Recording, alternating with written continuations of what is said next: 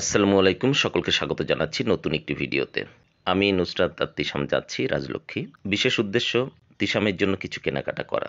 তিশামকে নিয়ে এইভাবে কেনাকাটা করা ওইভাবে এর আগে হয়নি, তাই বলা যায় এটা তিশামের প্রথম শপিং। শীত পড়ে গেছে, তো হালকা হালকা ঠান্ডা, একটু গরম কাপড় কেনার জন্যই মূলত আসা। নুসরাত বলে একটু কলিজা সিঙ্গাড়া খাবে। কলিজা সিঙ্গাড়ার দামটা যদি একটু বেশি মনে হয়েছে, কারণ যখন প্রথমে এটা খেতাম তখন 15 থেকে 20 টাকা মতো দাম ছিল, আর সেটা এখন 50 টাকা। তো সবকিছু পরিবর্তনশীল, জিনিসের দামও পরিবর্তনশীল, কিন্তু দাম পরিবর্তনের বা বৃদ্ধির একটা নীতিমালা থাকলে ভোক্তা সাধারণের একটু হয়তো বা উপকার হয়। এটা শুধু এই সিঙ্গাড়ার ক্ষেত্রে না, সকল ক্ষেত্রের কথাই আমি বলছি। আমরা রাজলক্ষ্মী আছি।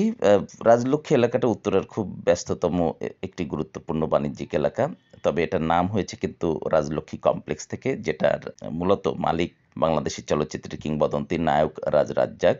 তিনি এবং তার স্ত্রী খায়রুন্নেসা লক্ষ্মীর নাম মিলিয়েই রাজলক্ষ্মী কমপ্লেক্সের নামকরণ, যতটুকু জানা যায়। 90-এর দশকের শুরুর দিকে এটি চালু হয়, নির্মাণ কাজ শুরু হয় তারও একটু আগে।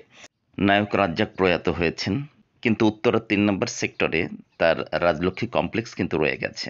পৃথিবী এমনই, ব্যক্তি মানুষকে সে জায়গা দেয় না, ব্যক্তি মানুষকে সে ধরে রাখে না, কিন্তু ব্যক্তির কাজ, ব্যক্তির কৃতিত্বকে সে ধারণ করে।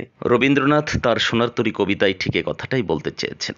এই কমপ্লেক্সের ফার্স্ট ফ্লোরে বেশ কিছু ভালো বইয়ের দোকান আছে, যেখানে সাহিত্যের বই, একাডেমিক বই এবং চাকরি বাকরি পড়াশোনার জন্য বই, সব বিভিন্ন ধরনের বই পাওয়া যায়।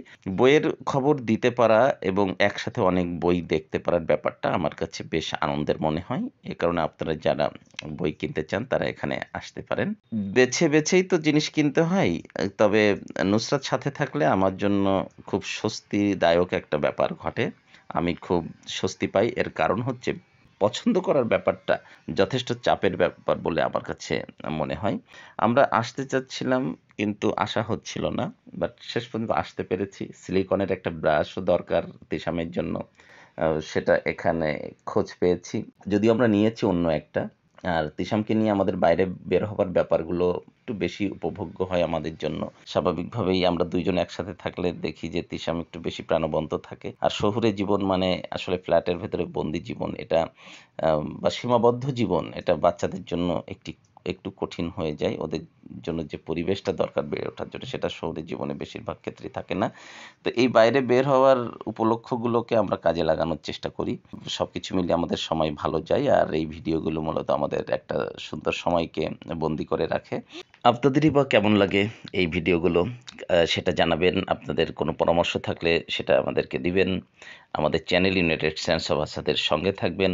মহান আল্লাহ আমাদের সকলকে ভালো রাখুন। আল্লাহ হাফেজ।